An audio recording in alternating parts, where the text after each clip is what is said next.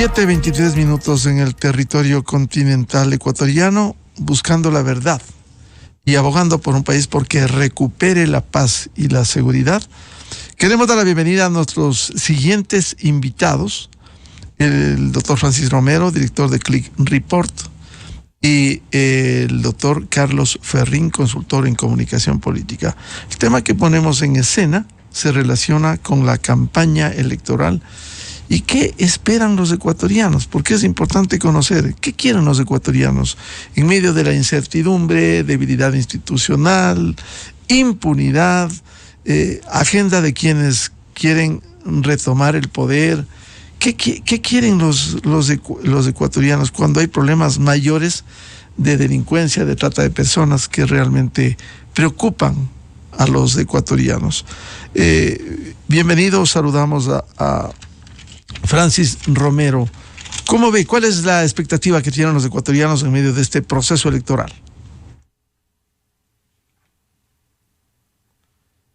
Perdón. Estimado Miguel, muy buenos días. Buen día. Carlos, buenos días. Para mí es un honor estar esta mañana con ustedes y acabamos de hacer una investigación en la cual hemos identificado qué es lo que espera la ciudadanía. Básicamente, Miguel, lo que buscan es que le den solución a los principales problemas que tiene la ciudadanía.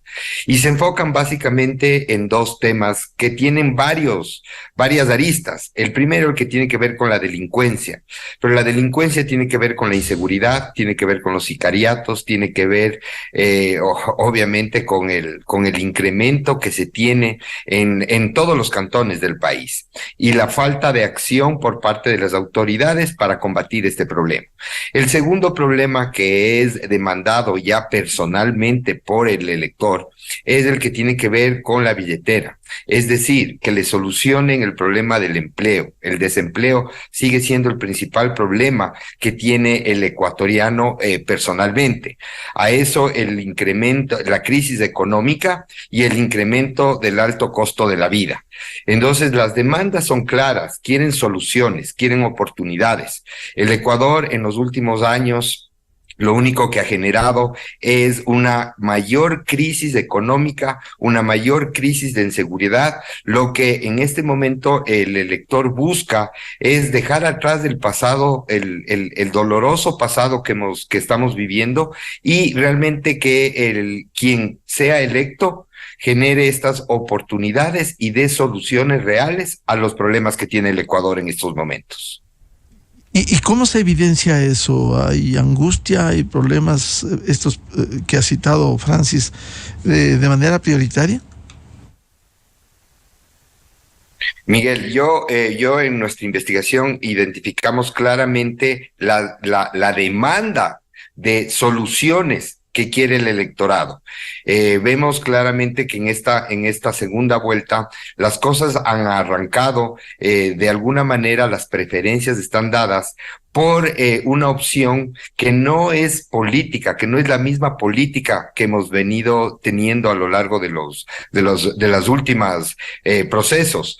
Vemos claramente que quien toma en este momento una ventaja importante con relación a la otra candidata es alguien que no está peleando, es alguien que está dando soluciones, es alguien que de alguna manera ha identificado que el Ecuador no puede quedarse entre polarizado, no puede ser los buenos contra los malos, no puede ser del un sector o del otro sector.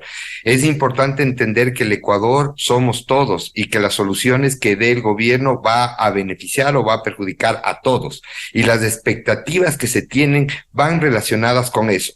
Evidentemente es un primer ejercicio que nosotros hemos hecho. A lo largo falta todavía mucho tiempo para ver qué realmente va a pasar, pero vemos que ya hay una tendencia importante. A estas alturas, en la primera vuelta, nosotros identificamos que había un 50% de personas que no habían decidido por quién va a votar. Hoy día ha bajado al 32%.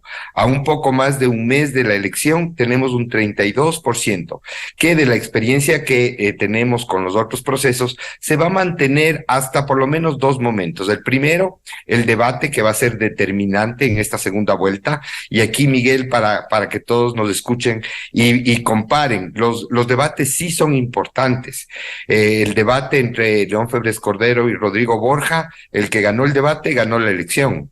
En la última elección presidencial, el debate entre Guillermo Lasso y Arauz, quien ganó el debate ganó la presidencia. En la primera vuelta, quienes tuvieron un mejor desempeño en el debate pasaron a la segunda vuelta. Y obviamente este debate va a marcar o consolidar las diferentes intenciones de voto que hoy día tienen los ecuatorianos. Bienvenido al doctor Carlos Ferrín. Doctor Ferrín, ¿cómo ve este panorama de la campaña y cuáles son las necesidades urgentes que quiere la gente? Que a veces los políticos no sintonizan. Un saludo a la audiencia, Miguel, un saludo a ti y Francis, qué bueno coincidir nuevamente contigo. Mira, básicamente el arranque de la segunda vuelta y las segundas vueltas, por lo general, cuando hay mucho espacio, tiempo, las candidaturas tratan de ajustar sus provisiones y no dispararse por todos lados con campañas. Lo vimos solamente al principio con el candidato Noboa, que de alguna manera estalló en emoción, salió a dar obviamente muchas ruedas de prensa porque él estaba defendiendo la categoría de la candidatura sorpresa, ¿no? Era la revelación, eran esos votos que aparecieron en un candidato que básicamente la ciudadanía le estaba diciendo a la clase política: ya no creemos mucho en ustedes, queremos un cambio generacional, queremos algo nuevo. Y automáticamente los votos empiezan a acomodarse y empiezan a irse para personas que están ahí. Esos candidatos no son sus candidatos, ellos tienen que ver de qué manera las propuestas se acomodan y se ajustan mucho más a sus necesidades. Como lo decía Francis, la gente está pensando en los dos problemas principales de la sociedad: el problema del Ecuador, que es la inseguridad, y el problema personal, que es el económico. Y por lo general la gente siempre piensa más primero en su problema, ¿no? Claro que el problema de inseguridad es el que no permite que también mejore lo económico, porque por lo general el país se contrae en esta especie como de pandemia de seguridad, donde todo es miedo, todo eso sobra, no se sabe si uno está seguro en ninguna parte. Entonces, esos miedos también se ponen dentro de la dinámica de la elección y la gente empieza a ver cuál de las propuestas se empieza a acomodar más a las expectativas de futuro que ellos tienen, ¿no? Entonces no veamos tampoco como que los votos se reparten automáticamente y se empiezan a acomodar. Hay una especie de tendencia con la que se arranca, hay una distancia que se puede ir achicando. Yo lo que estoy observando en este momento, viendo data también, es que se está achicando, pero no porque uno le vaya ganando al otro, sino porque se empiezan a migrar los votos de vuelta a la indecisión o al nulo. Entonces, las campañas, pienso yo, deben mejorar inmediatamente y no crean que porque hay tiempo tienen algún tipo de ventaja, ¿no? En ese sentido, ¿cómo ha visto el desarrollo de esta segunda vuelta presidencial, Carlos? Arrancan dos candidatos sin experiencia política, uno con una gran franquicia política como la Revolución Ciudadana y el otro con un gran sueño político como que es el de los Noboa, una especie de clan político muy parecido a la situación Trump, y el otro obviamente una maquinaria enorme política que tiene bases en territorio, que tiene autoridades electas. Entonces empiezan las peleas abajo primero, y como lo hemos notado, estamos viendo a los candidatos cometer errores, y son errores que les empiezan a costar todo el esfuerzo de la semana. Se les puede tranquilamente switchar entre si quiero, no quiero, me gusta más no me gusta este me decepcionó, no me gustó lo que dijo la vicepresidenta de el de acá mejor que ni hable. Entonces la gente está en esa dinámica de la política como tratando todavía de confirmarse mentalmente en su sesgo personal, si el que le gusta realmente vale la pena. Vuelvo con Francis Romero. Si son estos problemas urgentes, angustiantes, ¿cómo se puede reflejar en el voto más allá de que una candidata o un candidato trate de atrapar al electorado, a veces con discursos que se repiten, como decir, ya lo hicimos, ya tenemos experiencia, cuando las experiencias han sido buenas y pésimas en algunos casos. Miguel, aquí hay que entender que el voto es principalmente emotivo. Pero hoy en la primera vuelta vimos que un grupo importante del elector, esos que todavía no habían decidido por quién votar, y racionalizaron su voto. ¿Y racionalizaron en qué? En buscar una alternativa que sea diferente a la que ha vivido el Ecuador en los últimos años. Es decir, buscaron una alternativa que no pelee, que no confronte, que realmente esté enfocada en dar las soluciones que el país necesita. Esa evolución que ha tenido un grupo importante del electorado es la que va a primar en esta segunda vuelta. ¿Hacia dónde tienen que enfocarse las candidaturas? Es en el cómo van a dar la solución a los principales problemas del país. Sabemos que hay delincuencia. ¿Qué se va a hacer para combatir la delincuencia? Sabemos que hay desempleo.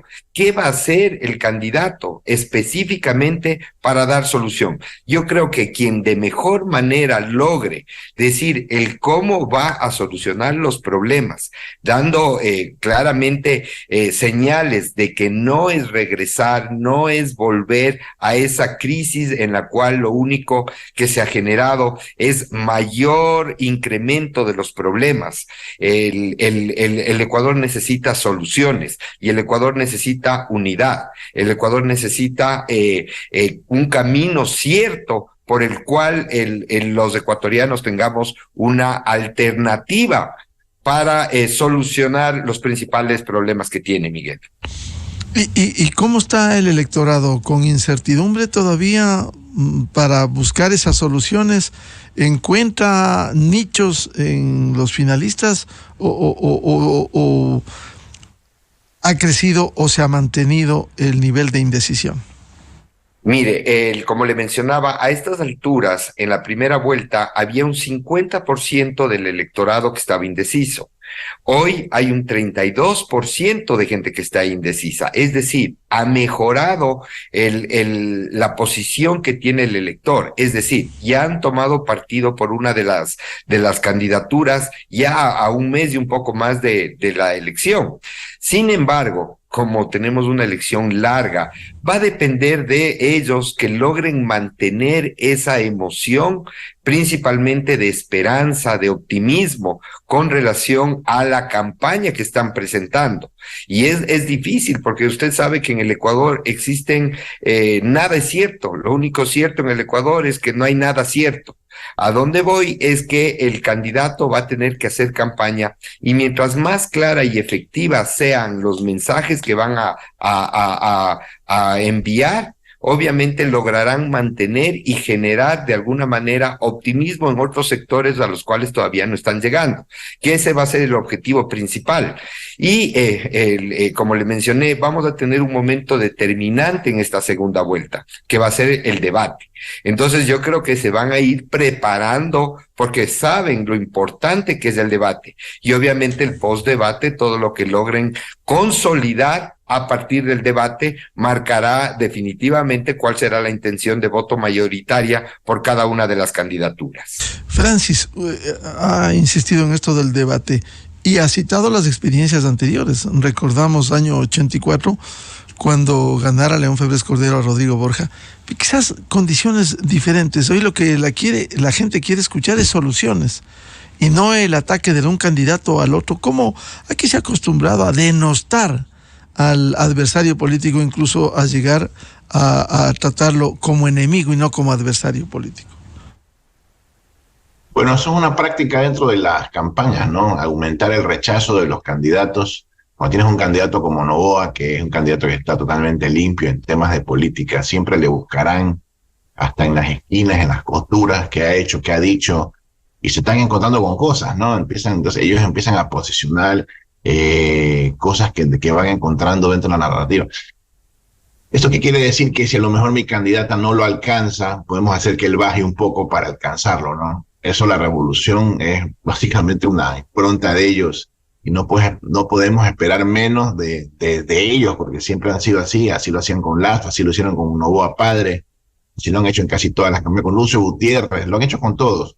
O sea, es especie de contrastar un poco las realidades y hacer que la gente se desenamore un poco quizás del otro candidato, pero hay que tener mucho cuidado porque lo vimos en la primera vuelta, lo vimos con Jan Topi, que es un candidato que por un tiempito estuvo bastante cerca de entrar en la segunda vuelta y finalmente lograron corroerlo, por así decirlo, o hacerlo caer en la trampa que era que se sacudiera los votos blandos que tenía del correísmo, gracias a que era apoyado por el Centro Democrático, por ejemplo. Esos votos son blandos del correísmo. Lo que el correísmo buscaba es que de alguna manera esos votos regresen a Luisa y finalmente lo lograron, ¿no? Entonces, dentro de las prácticas políticas, encontrar cosas o que los candidatos se equivoquen tremendamente, como lo vimos esta semana, que de ambos frentes cometieron errores estratégicos que hicieron que la campaña se estrelle en la esquina, ¿no? Entonces es muy difícil hacer una campaña cuando estás debatiendo un tema como el tema de Venezuela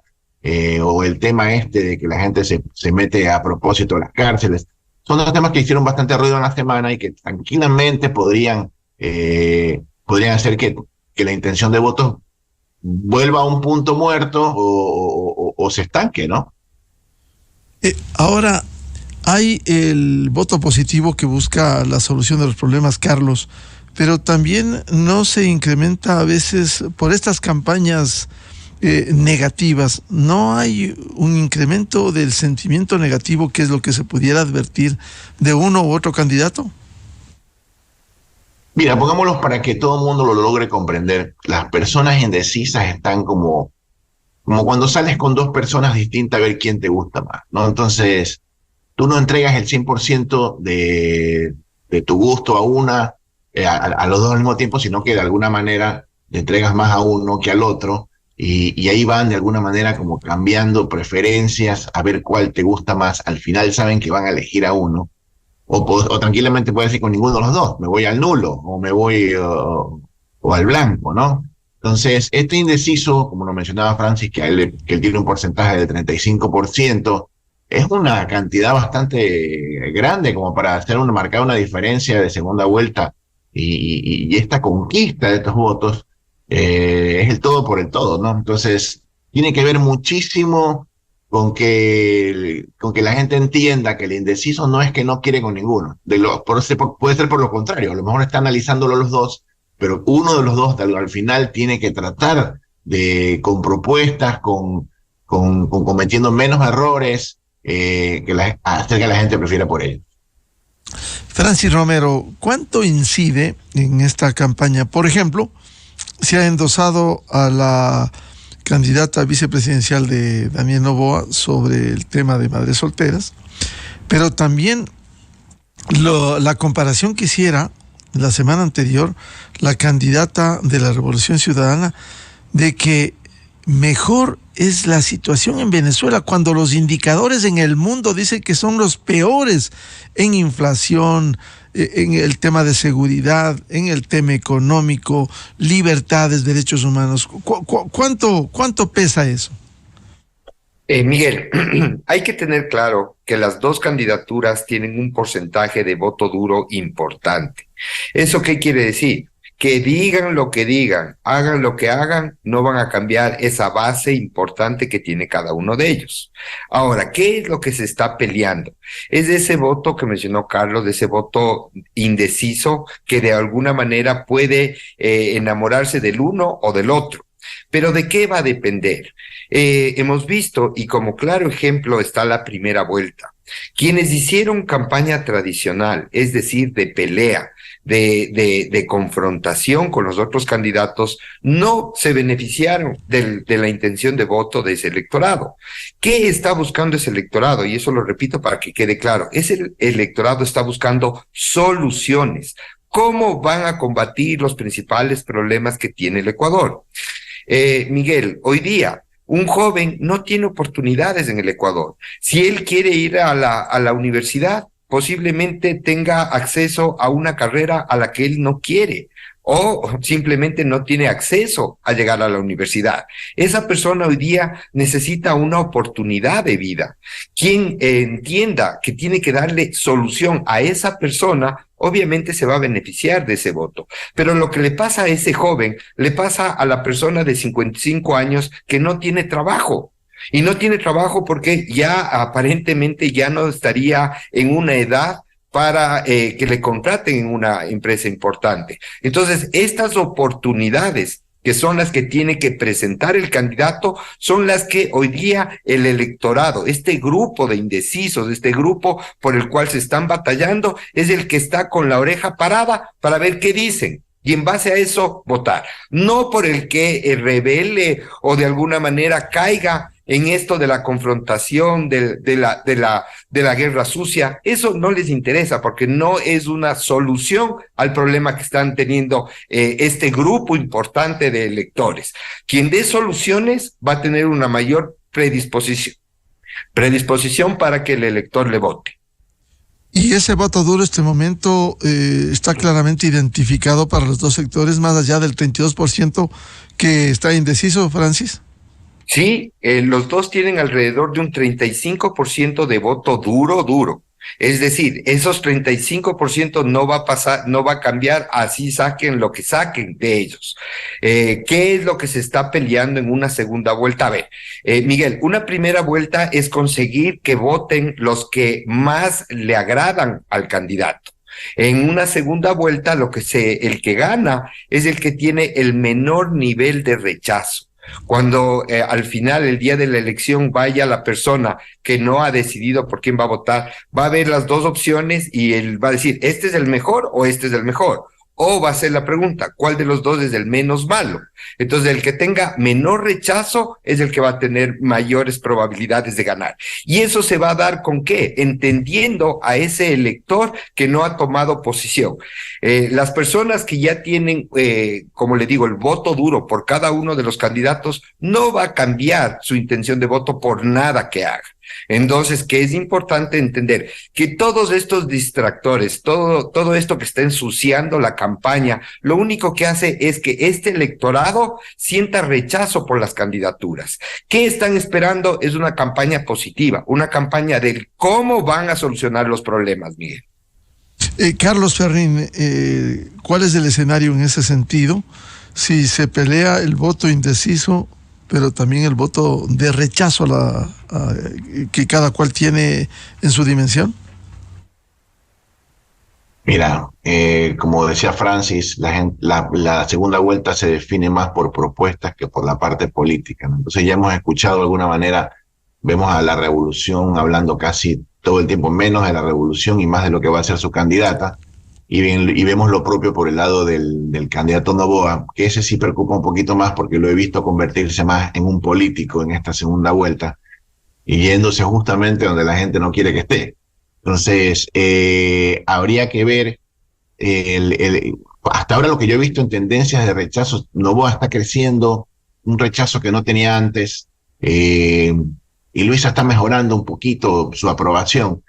En eso la Revolución, ellos saben cómo cocinar una segunda vuelta, qué poner primero en la olla para que se haga más rápido. Ellos tienen esta experiencia, lo vimos en el caso Colombia. Vinicio Alvarado manejó la campaña de Petro y arrancó con un candidato que estaba como 10 puntos arriba y terminó ganando con bastante diferencia la segunda vuelta, ¿no? Entonces, los errores de los candidatos también tienen mucho que ver con ese momento de rechazo, es decir, ¿saben qué? No me gusta la verdad es que me gustaba al principio, pero al final no me gustó. Entonces, la gente se va a encontrar emocionalmente con algo que definitivamente lo va a hacer votar por el que más le guste o por el menos malo, como decía Francis. Ahora, Carlos, el voto de rechazo, ¿cuánto pesa? ¿Crece? ¿Se reduce? ¿Cómo ir en un proceso de definición para una segunda vuelta presidencial? Claro que, pesa un montón, porque definitivamente a la gente no le gusta, le gusta depositar su voto, primero vota con el miedo, ¿no? Con el cual le va a dar mucho más solución a sus problemas y va a querer poner los destinos del país, por más poco tiempo que sea el periodo, en alguien que definitivamente no los lleve a un caos mucho más grandes al que de alguna manera estamos viviendo, ¿no? O sea, quiere romper un poco esa incertidumbre que vengan tiempos de paz. Yo, por ejemplo, para minorar ese voto de rechazo todavía no he visto ni que las campañas entren en una conclusión como fue la de Lasso en la segunda vuelta del 21, que entró en el tema del encuentro y encontró un camino, un hilo conductor que la llevó por buen riel hasta la victoria, ¿no? Eso no lo he visto en ninguna de las candidaturas, así que todavía lo que veo son un prueba y error. Probemos la Luisa simpática, probemos la Luisa que se pone brava, probemos la Luisa que se pone nostálgica, y todas esas cosas están de alguna manera viéndose qué es lo que más funciona a lo mejor en los focus, ¿no? Entonces, ese tiempo ya se termina y ya mismo estamos entrando ya en el proceso del segundo mes de la segunda vuelta. Entonces, asumo yo que las campañas se van a poner de otro tono. Francis Romero, en esta recta final, con estas condiciones, ¿cómo atrapar al electorado de las grandes angustias, como es inseguridad, el tema de la paz, el tema de la impunidad? ¿Acaso no impacta el que el país siga viendo acciones de la justicia que facilitan la impunidad? Miguel, en una campaña todo afecta, para bien o para mal. Como usted menciona, el incremento de la impunidad, el incremento de la delincuencia, el incremento de la crisis económica, todo abona para algo. Como mencionó Carlos, en la anterior elección, un candidato tomó un camino y se mantuvo en ese camino. Hoy sí vemos que no tienen claro cuál es el camino que tienen que seguir en esta segunda vuelta. Vemos que sí están indecisos las dos candidaturas de cómo afrontar esta segunda vuelta. Pero como le digo, hoy el elector no es igual al del 2021. Hoy el elector indeciso está buscando soluciones, está buscando una nueva forma de hacer política. Sin duda alguna, usted ve que sacan algo negativo de uno de los candidatos y tiene una viralización importante, pero esa viralización va a los segmentos duros de ellos, y ellos son los que replican y viralizan. Lo mismo en las dos tendencias. ¿Qué es importante? Que este segmento, lo único de indecisos, que lo que está buscando son soluciones, al ver estas peleas, va a llegar a lo que le menciono, va a llegar el día de la elección y va a votar por el menos malo. Y eso yo creo que sería desaprovechar la oportunidad para los candidatos. ¿Por qué? Porque hay tiempo suficiente para que ellos presenten realmente soluciones reales de cómo van a solucionar los problemas que tiene el Ecuador. Carlos Ferrín, este tema de afrontar los grandes problemas, ¿qué es lo que le interesa al ciudadano? La justicia, la impunidad, la violencia, la delincuencia. Bueno, básicamente las propuestas tienen que traducir, alcanzar, llegar al metro cuadrado del ciudadano, ¿no? Muchas veces estamos hablando del narcotráfico y la gente dice, eso no me interesa, quiero que no me asalten en el bus. Hay que tener proximidad dentro de las propuestas, ¿no? Que la gente sienta que le vas a solucionar su problema, que está dentro de su realidad, ¿no? Su problema económico, su problema de seguridad, el problema del barrio, el problema de sus hijos que van a la escuela. Estamos viendo muchos pequeños que caen ahora víctimas de las balas perdidas, de la delincuencia a mansalva, ¿no? Entonces eso genera mucha incertidumbre y mueve la campaña, mueve hacia todos los lados. Y ahí es donde los candidatos tienen que ir midiendo con la data, obviamente, hacia dónde va la narrativa y cómo acomodarse dentro de cada uno de estos aspectos que se van abriendo, y poderle abrir, obviamente, un nicho de esperanza para que la gente confíe en sus propuestas. Pero, como decía Francis, si se están quedando en el discurso político, que quién es de izquierda, quién es de derecha, y la derecha no ha hecho esto, etcétera, etcétera, y que Lasso, y que no sé cuánto, entonces finalmente no van a encontrar un crecimiento. Y es posible que una de las candidaturas esté buscando eso, que no se desencaje lo que está ahora armado ahí. En el caso de la candidatura de Noboa, a lo mejor le preocupa mantenerse en esa diferencia de 10 puntos el mayor tiempo posible, pero no estamos viendo de alguna manera la candidatura de Luisa que esté entrando a apelar esos votos con ningún tipo de propuesta, sino que todavía estamos hablando de temas de que si con Correa estamos mejor, que si Venezuela, etcétera, etcétera, ¿no? ¿Cuánto puede contribuir, Carlos, desde su visión estratégica, el debate? ¿Cuánto va a incidir? Mira, el debate contribuye y muchísimo. Noboa fue un candidato de debate, pero yo voy a decir una cosa ahí. Cuidado, estamos metiéndole todo al debate. Porque es como un tiro de gracia nada más. Supongamos que Noboa dice, yo en el debate vuelvo a coronar, debato mejor que Luisa, y se encuentra con una Luisa preparadísima, que le rebate cada cifra, que le tira abajo cada argumento. Es posible que hasta ahí llegue él, o sea, es muy posible. O sea, él tiene que hacer puntos adicionales, no puede quedarse pensando que en el debate él va a concluir absolutamente todo, porque a lo mejor alguien dice, ¿sabe qué? Más allá de cualquier cosa me gustó Luisa. Entonces, Luisa también le está apostando al debate, pero Luisa está entrando por todos los frentes. Así que tengamos mucho cuidado con pensar que con el debate coronamos, porque puede ser un gol de oro también. El debate, Francis Romero. Ahora, si la gente quiere soluciones, ¿es una alternativa ir a atacar y contraatacar al contrincante? Miguel, el debate es la oportunidad para justamente presentar las soluciones que el país o que los indecisos están buscando. Yo no creo que va a ganar el debate el que más insulte o el que más, de alguna manera, quiera generar protagonismo. Como vimos en la primera vuelta, no ganó el debate el que más peleó. Ganó el debate el que entendió la dinámica del debate y entendió que era la oportunidad de presentarse y dar soluciones a ese electorado que estaba buscando algo diferente. Entonces, este segundo debate lo que va a permitir es que el elector indeciso vea realmente la capacidad que tiene cada uno de ellos. Yo digo, para mí es determinante el debate y el postdebate. ¿Por qué? Porque sin duda alguna, lo que hagan en el debate marcará las últimas semanas de la elección y definirá y consolidará las intenciones de voto para cada uno de ellos. Consecuentemente, pudiera ser decisivo, Carlos, el debate con estas condiciones. Definitivamente sí. Como yo digo, se puede convertir en un gol de oro, definitivamente mover las fichas finales y que la indecisión se reparta, como decía Francis, en el postdebate, porque muchas veces la gente, aunque en el último debate se dice que se conectó muchísima gente, fue una situación bastante particular, ¿no? Porque había mucha incertidumbre, querían ir a ver qué pasaba en el espacio donde estaba Villavicencio, había mucho drama dentro del momento.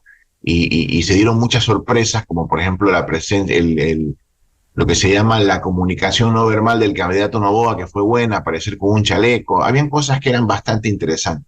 En este debate que se viene, que es un 1-1, que hay un cambio de formato, que hay un solo moderador, va a ser un debate definitivamente para analizar qué ofrece cada una de estas candidaturas en el poco tiempo que va a ser este gobierno. Y muchos van a tener obviamente todas sus expectativas dentro de este debate y todo lo que venga después. Ojalá no nos encontremos con candidatos que están tratando de repetir el míreme los ojos, doctor Borja, o el Andrés no mientas otra vez, cosas cliché de los debates, sino que aparezcan cosas nuevas que definitivamente marquen una diferencia y hagan que surja un ganador o ganadora de esta contienda. Bien, quiero agradecer el análisis de esta perspectiva para la segunda vuelta presidencial a Francis Romero de Click Report y al consultor político doctor Carlos Ferrín. Como siempre, muy amable participar y sus opiniones en la revista de Opinión Democracia. Muchas gracias, un lindo día. Carlos, un fuerte abrazo. Muchas gracias. Un saludo a todos. Enseguida, en la revista de Opinión Democracia. 7:57 en el territorio continental ecuatoriano, buscando la verdad y abogando por un país porque recupere la paz y la seguridad. Vamos a una pausa publicitaria y ya volvemos. Tenemos previsto un diálogo con Marta Roldós. Y luego de un mes del asesinato execrable de Fernando Villavicencio, ¿cuál es la expectativa? ¿Ha llenado los deseos, las investigaciones? ¿Cómo se ve este panorama? Desde 1984 con Gonzalo Rosero. La revista de Opinión Democracia. Siempre líderes, siempre con